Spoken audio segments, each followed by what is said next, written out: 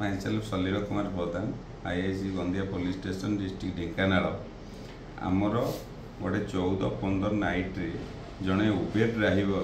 सी भुवनेश्वर आसी जोरंदा अभिमुखे तेणु 3 जन लोक सहित बसी आसते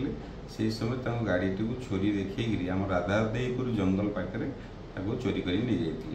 आमर गोटे केस होता 248/2024 एवं से केस टी आमर फांडी अधिकारी दिलीप कुमार गणनायक तदंत करुले एवं एसपी सार डायरेक्शन रे से अननोन पर्सन को धरवा लगी आम बहुत जगह बहुत टेक्निकल साहाय्य नहीं काली जे कि मास्टर माइंड राजेश कुमार नाथ एवं तार एसोसिएट सुमंत कुमार नाथ को धरवे आम सहाय एवं आउ जड़े बर्तमान आब्सेंटर अच्छा आज आम से लोकंर जार गाड़ी चोरी होता डिजायर गाड़ी